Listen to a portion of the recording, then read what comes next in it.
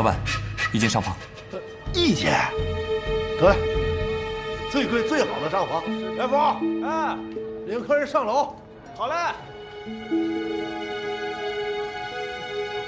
您这边请。您慢点啊。这个小兄弟艳福不浅哦。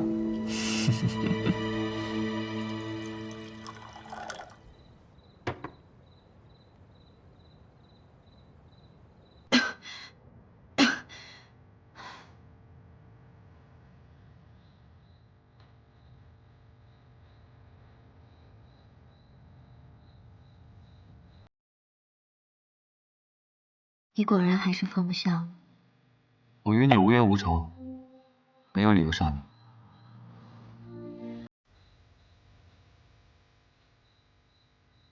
我晕倒之前，倒在你的怀里，听到你的心跳一下一下的。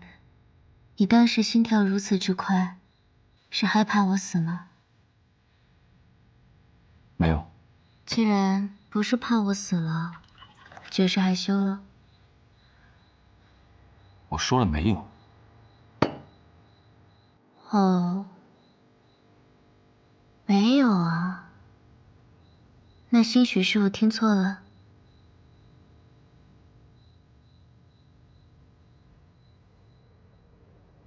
不然玄武许，过来再让我听听，你现在的心跳是不是与那时一样？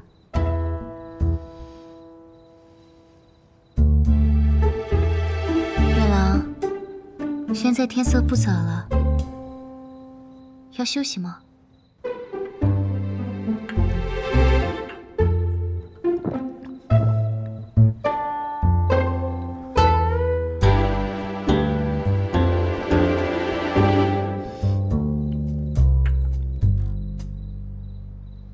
你伤还没好，省着点力气说话。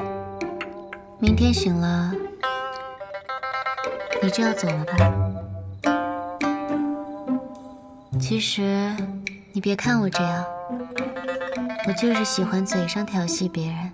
你要是不喜欢，我不说也罢。可我看你分明喜欢听。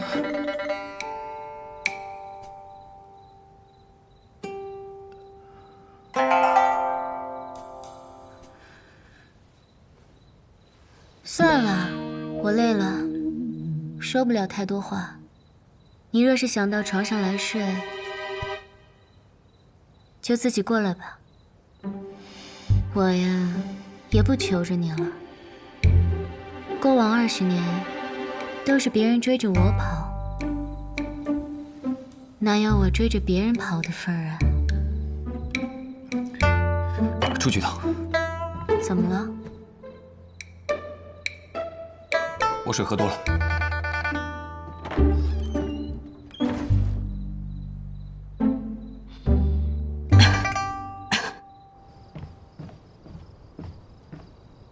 半入江风，半入云。进客栈时，见你的背影便觉得有几分眼熟，果然是你。怎么方才不敢面对我，现在又跑过来见我？不想见时便躲，想见时自然就见了。屋里面那个是你们暗河的人，既然你来了，我便把他交给你。我要杀的是大家长，暗河的其他人与我无关。屋里那个人是大家长的护卫，而我此行的目的是让大家长死。你要是把他交给我，那我可就把他杀了。这么快？你是尿门口了吗？昌河，是我。你疯了？看来你对我们暗河第一美女，倒是有几分怜惜之意。你在试探我？哪里？我只是想看看是我的寸指剑更厉害，还是你的指尖刃更致命。不过今日似乎不是时候。雨墨，你选择站在苏沐雨那边了？我谁也不站，我就躺在这儿睡觉。你们啊，谁也别来烦我。看来在你心里，还是苏沐雨更重要一些。要不然，你也不会一直帮他拖着唐门这个最危险的家伙。你可不要乱说话。我之所以缠着唐公子，是因为喜欢他。是吗？那前几年你还说想要嫁给苏沐雨呢。唉，女人啊，还真是善变。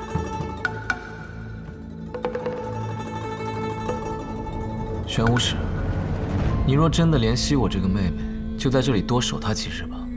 九霄城的天就要变了，大家长的头颅，我替你取来。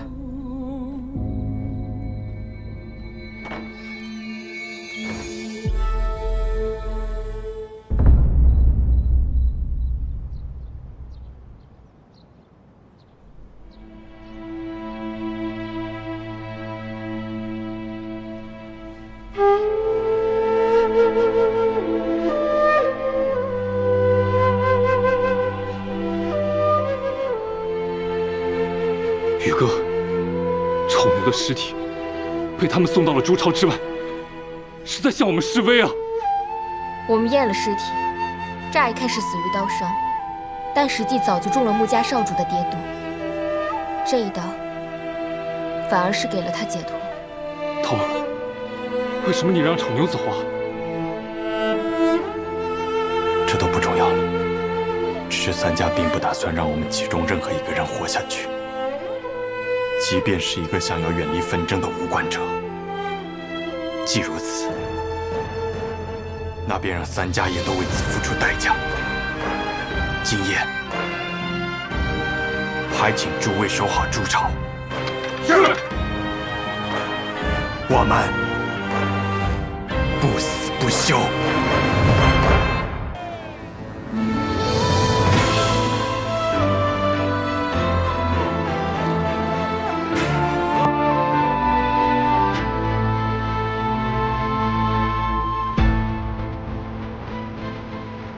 剑破九霄，断纷扰，斩离愁。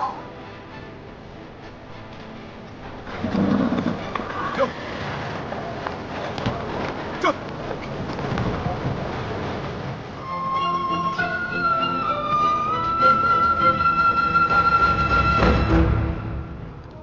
宵禁不平事，与君上九霄，这便是当年施剑仙一剑成名的九霄城。一剑劈开九霄啊，那只是个传说。大家长，你也是用剑的，你年轻时没想过来九霄城看一看？寻常人的剑是剑，暗河的剑是凶器。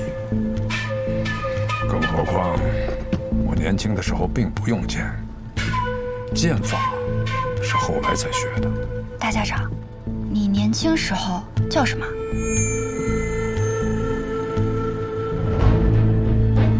你知不知道，你刚才问的这个问题，在暗河中是一个禁忌。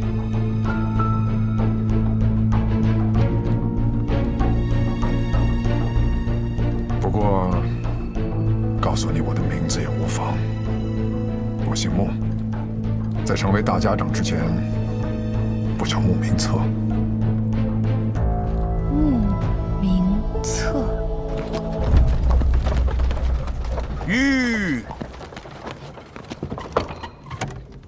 这便是所谓的朱隐巢穴。朱隐在北离和南绝都设有这样的巢穴，每一处都是易守难攻的堡垒，所以很多人不想我们做那归巢的支柱。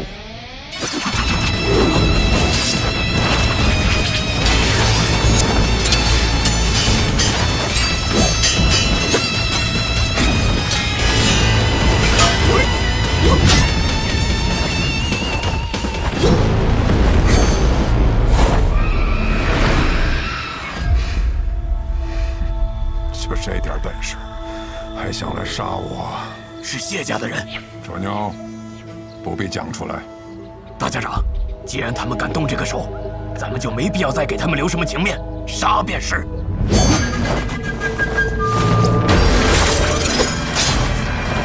穆家和谢家居然联手！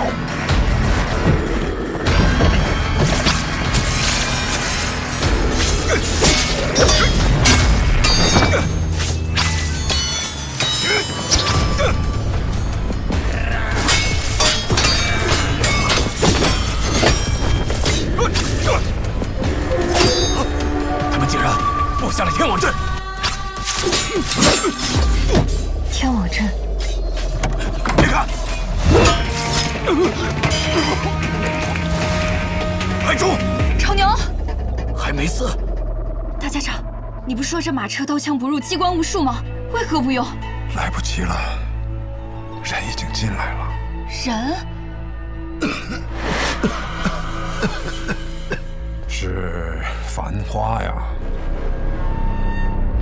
许久不见了，请大家长恕属下身体不便，便不与您行礼了。痨病鬼，你这病深入骨髓，神仙都治不了。是啊，我注定是个将死之人了，所以才敢这么直截了当的来见大家长，不怕大家长治我的罪。那么你到此是想与我说些什么呢？大家长坐在这个位置已经很久了，如今又身受重伤，不如顺势退下来，颐养天年，将这些琐碎烦心的事情交给正值壮年的人来做，难道不好吗？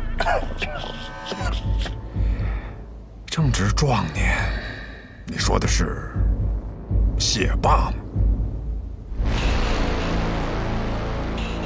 我谢家家主这些年为了安和尽心尽力，自然是最好的人选。那若是我拒绝呢？这番话便只能冒犯了。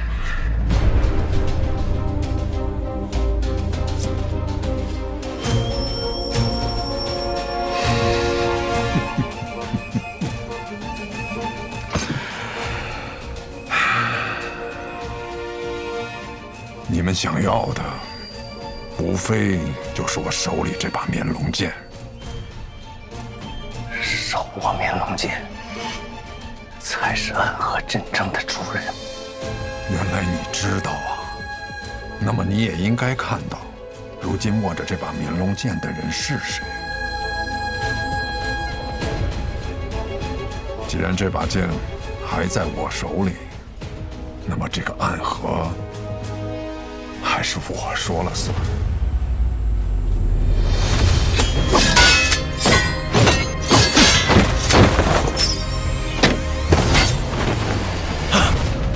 引魂香，师长，不好，他用内力护住了这炷香。大家长，大家长无碍。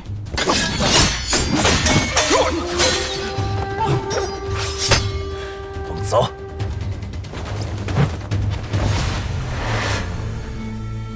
谢繁华不可能拿到引魂香，是穆家人给他的。这引魂香不是什么难解的毒，只是没想到大家长出身穆家，现如今穆家却也如此不顾情面。成了大家长，便不再是三家人了。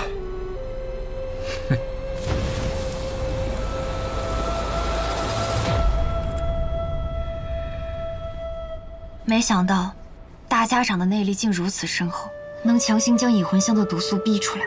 逼出的并不难，只是12时辰之内，我无法再行运功。驾！驾！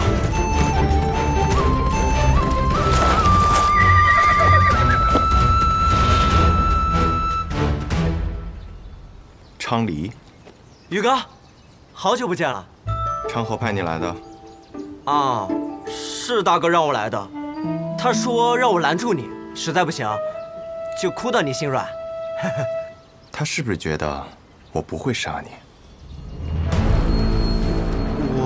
他自以为能猜透我的心，可我杀过这么多人，我也有无法控制住自己杀心的时候。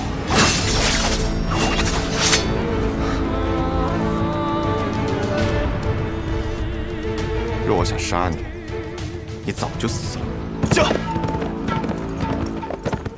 宇哥。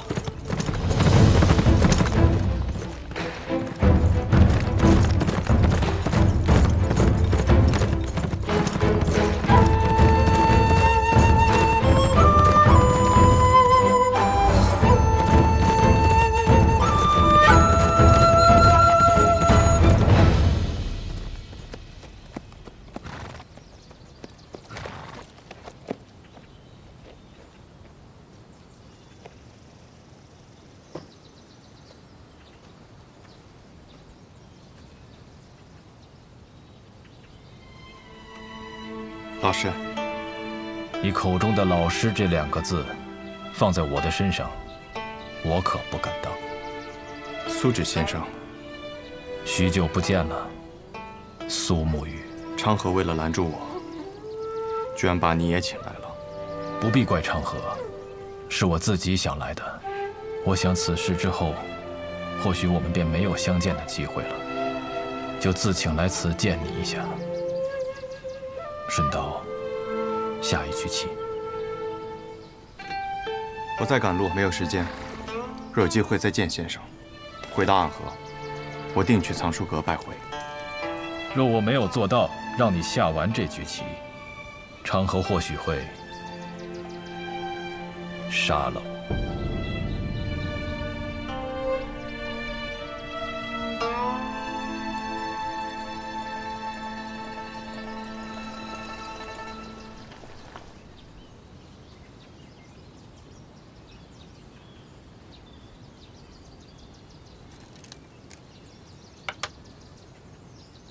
先生来此，是想劝我和昌河联手。你们是暗河这100年来最不可思议的搭档，一起联手破过许多危局。这一次，我相信你们一样可以做到。我听昌河说，4年前你们做过一个决定，他当上苏家家主，你当上大家长，成为执掌暗河的新主人。那他有没有说过？我并没有回答他的决定。大家长他值得你这样做吗？这个问题的答案重要吗？沐雨，当你用一个问题来回答另一个问题的时候，就代表你的内心并不坚固。可这问题没有答案。只有选择。我在苏家待了将近10年，昌河与我，更是从同一座炼炉当中走出来的师兄弟。准确地说，我们都是家人。昌河那样的人，可不会把老爷子他们当作家人，他只是把你当作家人。可如今我是魁。我的父亲曾教过我，承诺是比生命更重要的东西。先生您也说过，没了承诺，收了钱的刺客便会因为更多的钱而转头去杀自己的主顾。那么到最后秩序变乱了，刺客便没有存在的理由，暗河也没有存在的必要。你很聪明，但有时候太过于执拗了。已经沦为杀人的棋子，若心中还不存在点执拗，那么活着也像是死了。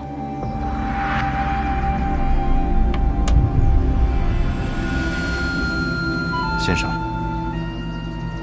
你败了，告辞。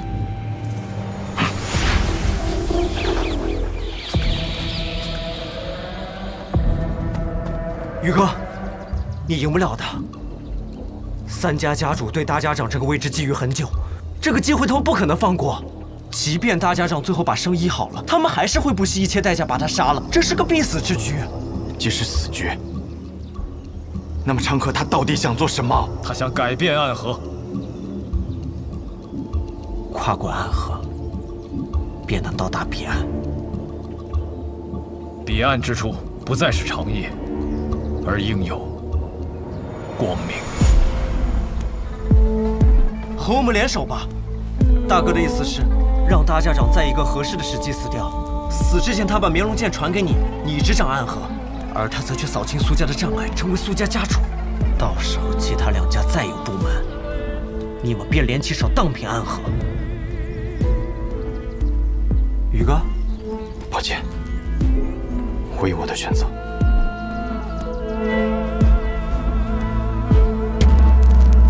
大哥说了，若你拒绝，那他就自己当这个三家之主，到时候不管谁挡在他面前，他都会杀死，包括你，他这一生最好的朋友。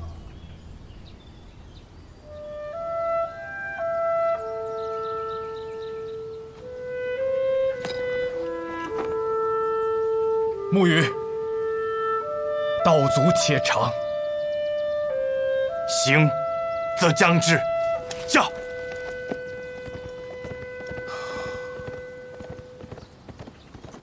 心中毒在解毒，以身试毒。倒是有种不疯魔不成活的意思。只是我不太明白，为了几张银票，神医愿意为我以身试毒？自然是不愿意啊，我又不傻。不过我有一个办法，既能感同身受的了解大家长体内的毒，但同时又不会死。什么办法？移魂大法。北离江湖，波澜壮阔；南城雪月，东城无双，与唐门等一众名门大派共筑江湖的光明与秩序。可光明之下，必有阴影。暗河，江湖中最神秘的刺客组织，一入暗河，此生就是别人手中的刀剑。但总有人在暗夜中向往光明，在波涛中渴望走向彼岸。暗河的潮水也在此时翻涌而上。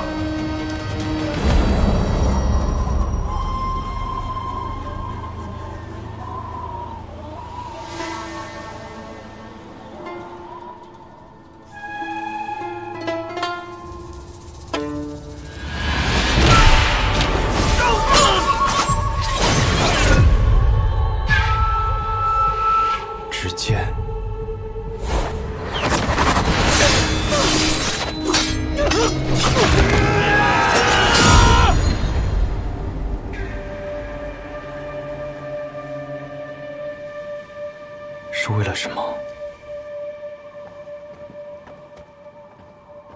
奎大人，有消息。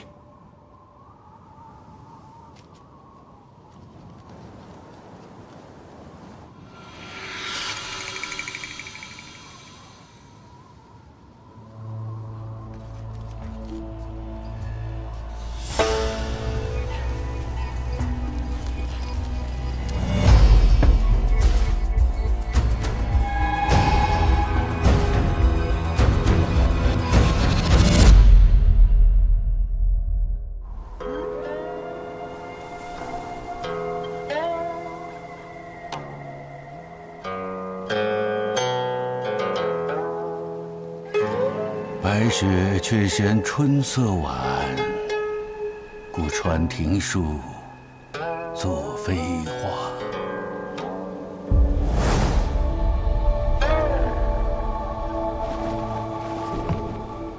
本以为这个冬日已经结束了，像我们这个年纪的人呐，每年等待着的便是这冬天赶快结束，可偏偏冬日已逝，又下了一场雪。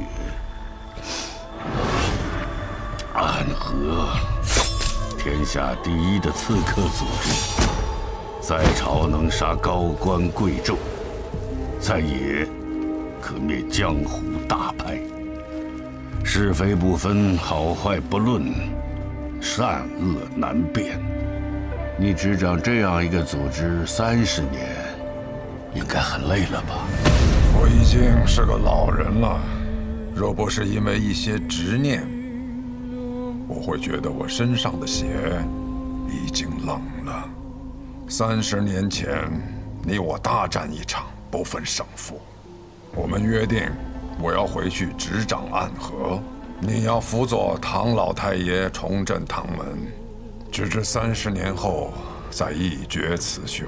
好，我隐居这寥落城多年，也该活动活动筋骨了。我可一直等着今天呢。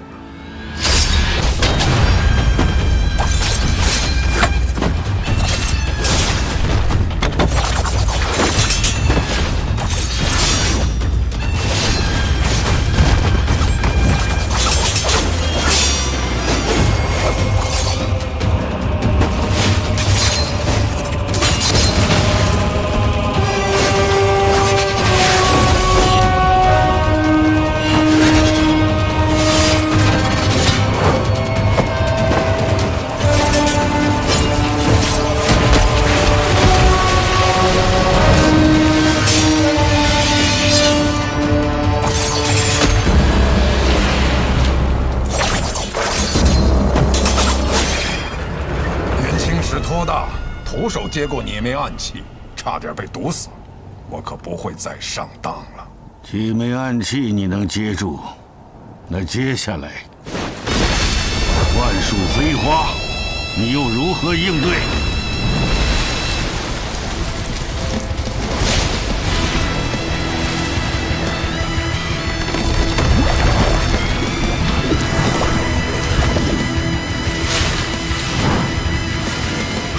一招万树飞花，许久没有如此尽兴的一战。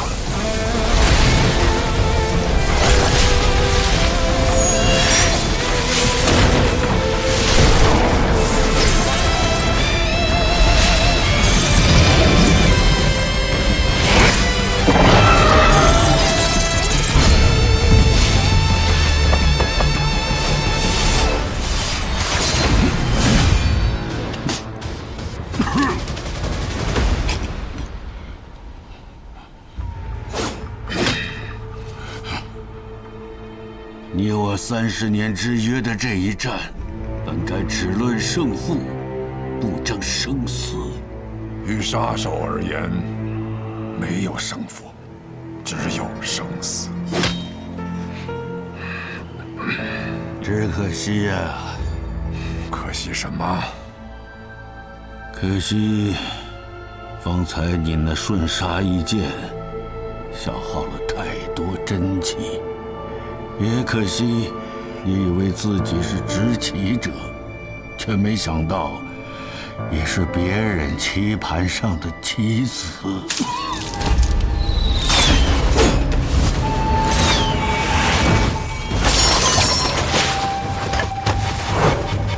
罗玉，不是跟你说过这是我自己的事，不用你插手吗？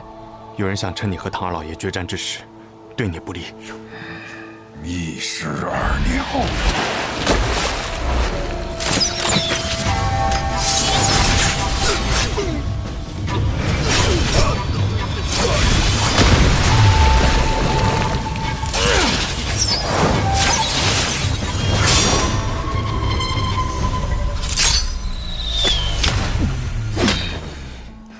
老伙计，你既然在决战之时动了杀心，你也晓得我这个人追求一个公平。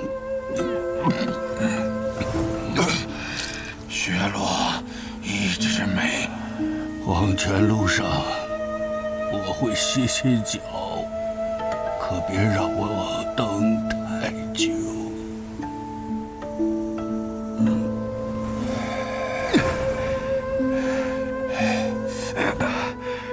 大家长，我们立刻回安河，找我们家最好的药师帮你疗伤。不能回安河。苏、木、谢，你说他们3家等我受伤这个消息，等了多久了？刚才那些暗算我的人，根本就是他们的人。可去钱塘城，我在那里有一个故人，是药王辛百草的小师叔。找到他，他叫白鹤怀。明德11年初春，距离上一次引发江湖浩劫的魔教东征已经过去了3年。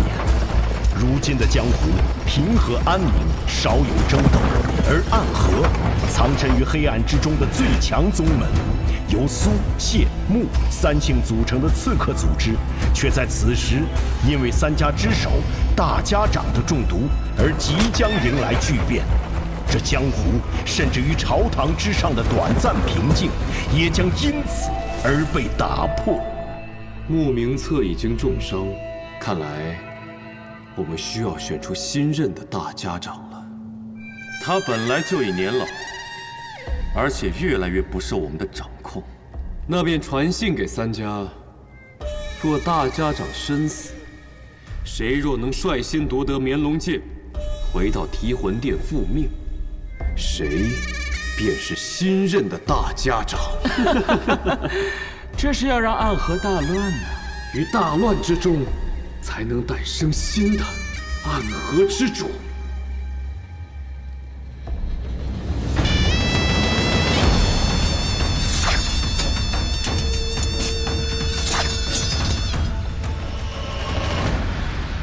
白鹤药府到了。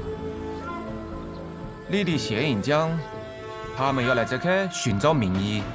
是啊，大家长身中奇毒，命不久矣。而此处就住着药王的隐居的小师叔。我们苏家老爷子说，希望这个小师叔可以不要出现，或者说，从未存在过。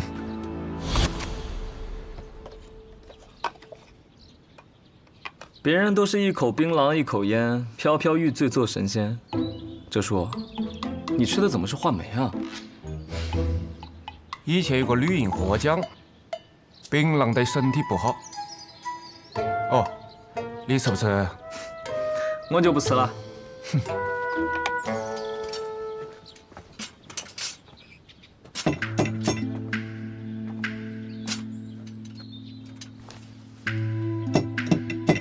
你什么时候变得这么有礼貌了？学苏沐雨啊，杀手临门，有礼有貌。可是这位神医似乎不太给面子啊。许是这位药王师叔年纪太大，耳朵背了，你要考得再响一点。七叔，你这是敲门吗？我看你是要杀人啊！我们不就是来杀人的吗？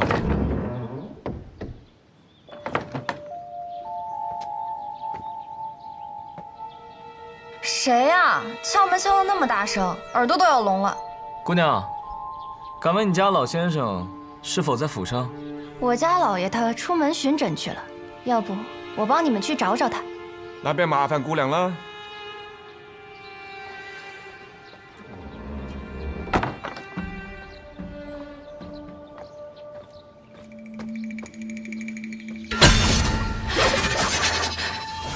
你干什么？哎呦，抱歉抱歉，一时手滑。来，这个啊是祥宁膏，姑娘呢擦到脸上，不出半个时辰，你那个红痕就会白复如初。有毛病。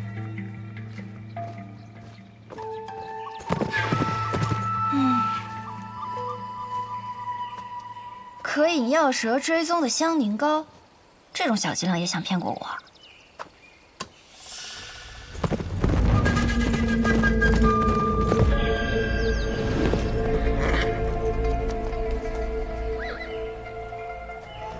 这位姑娘，你是医者？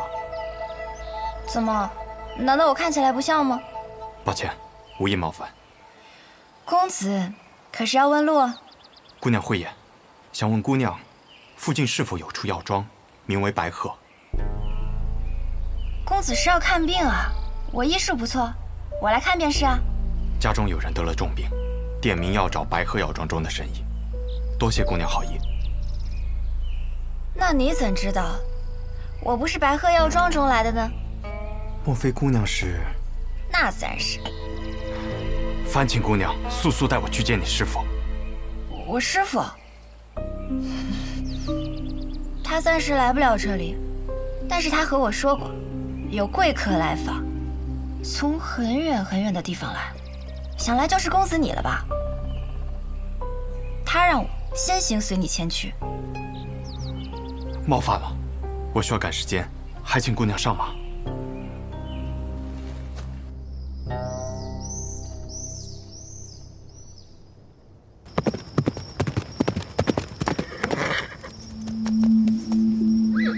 我们到了。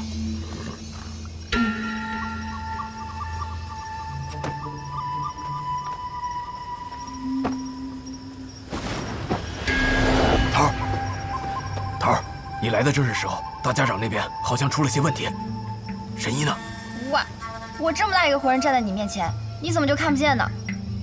这姑娘是神医？不是。那我走了。姑娘莫怪，这是神医弟子，过来帮他师傅看一下大家长病情。姑娘，请随我进去。嗯。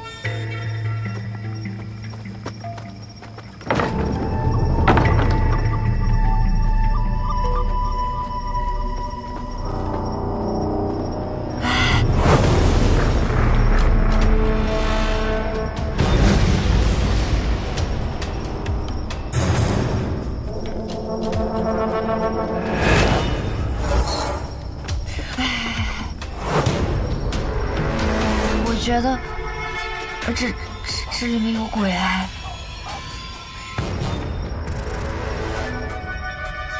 姑娘莫怕。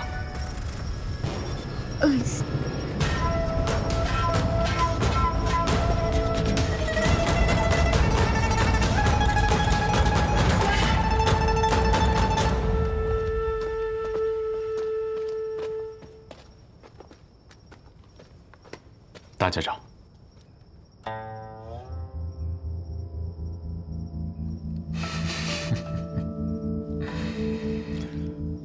上次我见你的时候，你还是个流着鼻涕的脏孩子。我上一次见大家长时，大家长还是一个随时会准备拔刀的杀神呢。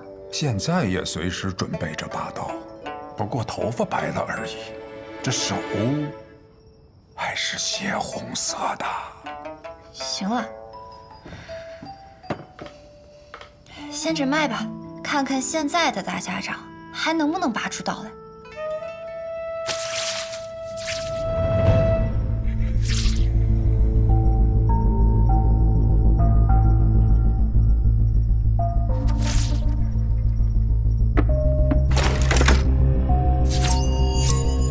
收起你的杀气，你若是不小心吓到了我手这么微微抖一下，你们的大家长啊可就死定了。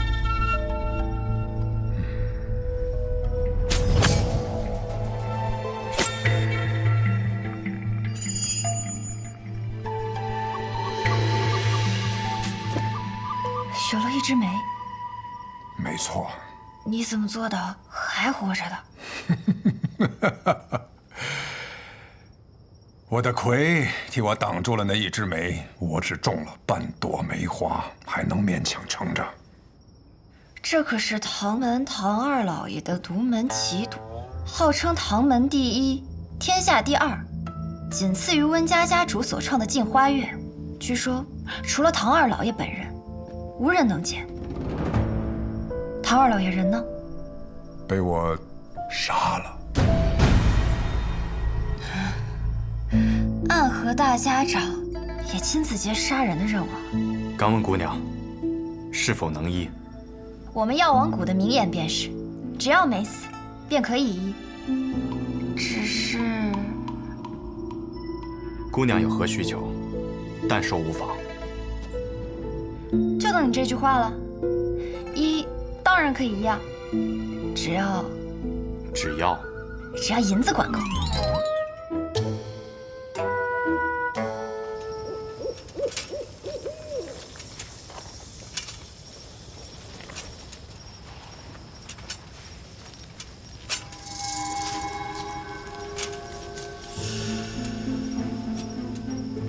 看来对方是识破了你的伎俩，这才走出了多久，就把这药瓶给丢了。看来我们是搞错了。什么错了？我们方舟里是真的生意。还好，我也做了些准备。哦。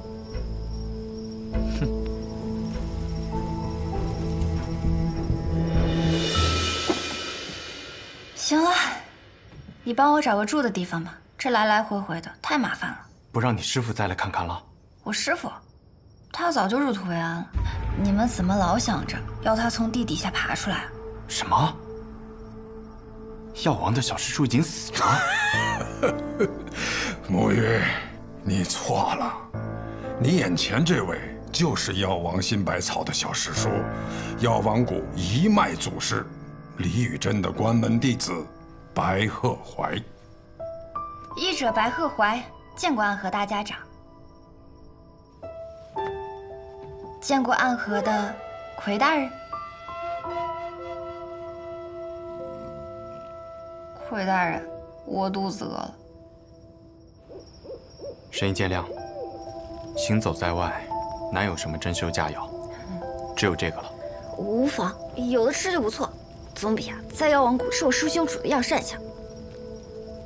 你是不是很好奇，我是如何看出来你的身份的？既然神医与大家长是旧识，想必也听说过我们。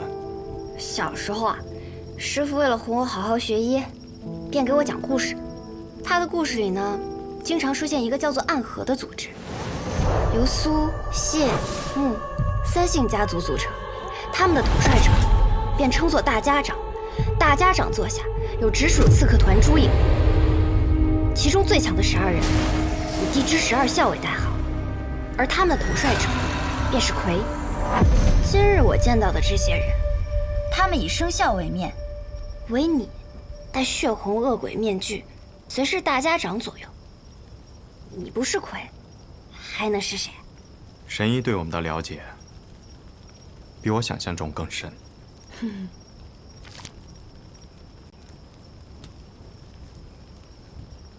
我还知道，每人的魁都是当做现任大家长培养的。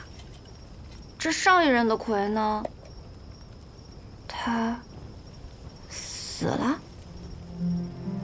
抱歉，这些隐秘之事无法与神医细说。可是上一任的魁，他是我的父亲，这也不能问吗？神医说笑了。不信算，这人是死是活对你们倒是隐秘，可是你们身份特殊，标识却如此明显，此时就不考虑隐秘了。我也曾问过同门前辈，身为刺客，本该想尽办法隐匿身份，可为何我们却明明白白地把身份写在脸上？那人怎么说？这是意思个，你懂事吗？你怎么突然大舌头啊？不是我大舌头，是他大舌头。我想起来了，难道我白日里见到的那个人，他便是你的同门？他是不是手里还拿着一根法杖，上面套满了金环？这书居然也来了。还有一个玩匕首的，那是昌河。陈龙，准备一下，带上神医，即刻启程。是。去哪儿啊？九霄场，没有人比我更了解昌河。此刻我们定然已经入了他布下的局。宇哥，都准备好了。神医，这是卯兔，你随他动身，一路保重。魁大人，那便希望在九霄城中我们还能重逢。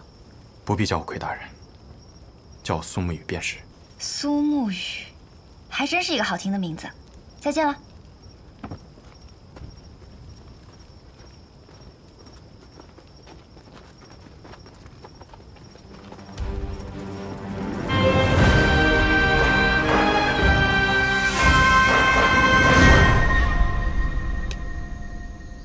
李讲的准备就是在这开等呐。谢家的刀，穆家的鬼，每一个都蠢蠢欲动，而我就不一样了，我很懒的，不如就跟在那些勤快的人后头，虽然会慢上几步，但永远不会迟到。你透露了点消息给他们，他们两家都配来这开了。哼，真是个狡诈的小子。老爷子派出你，是铁了心要上位啊。唉，最聪明的我和最强的你，这是我曾经暗河第一高手，上一任魁大人。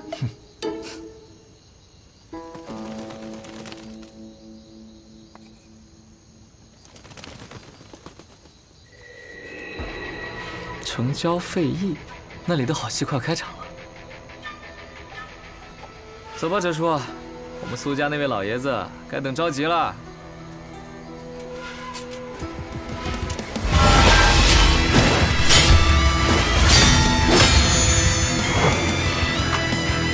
不愧是大名鼎鼎的直三鬼。此线为界，还请二位不要逾越。谢家的紫靴鬼和刀阎罗不应该出现在这里。没劲，倒是被你一下子看穿了身份。不过我们家主听闻大家长受了重伤，心中十分焦急，想着赶快将大家长接回总堂来疗伤。大家长无碍。大家长是否无碍，还请容许千机与大家长见一面，再予以确认。不然我就这么回去了，不好交差啊。你不好交差，与我有何关系？你不想让我们与大家长相见，是否是自己意图不轨，不想让我们及时救治？是个不错的理由，但这个理由想要成立，只有一种可能：杀了你。没错。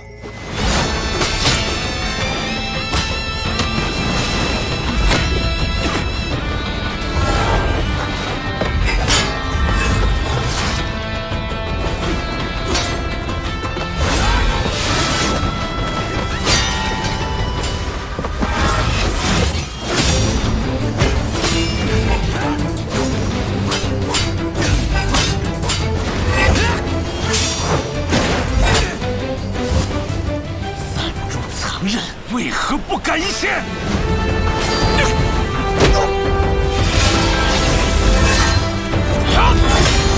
谢家的风舞离之刀，不错。死！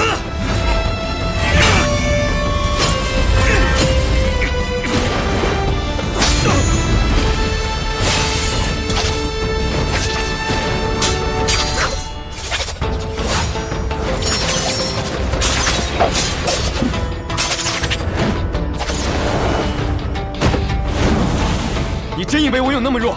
寸刀镜用得好。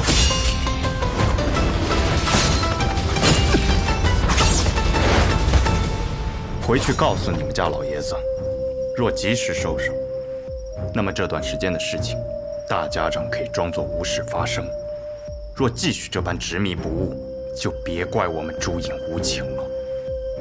你今日是打算放过我们？暗河同门，皆是家人。走。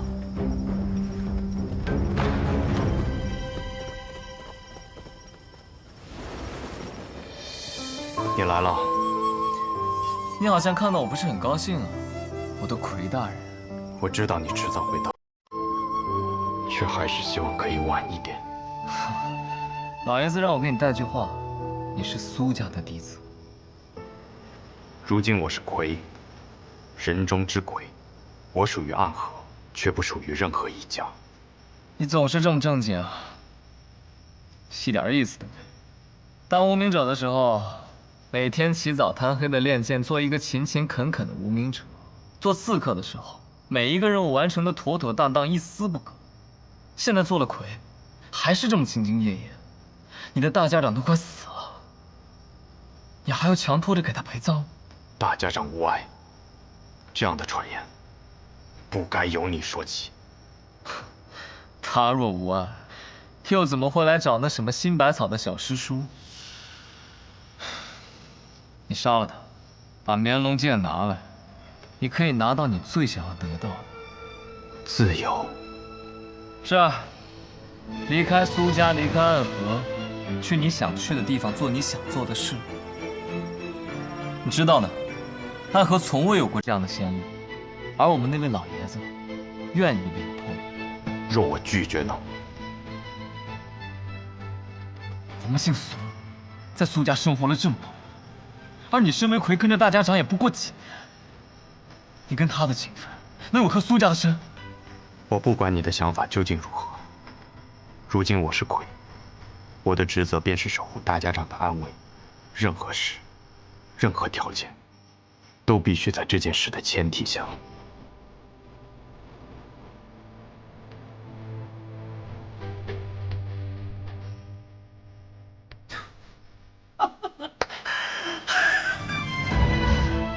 没错，就是这样。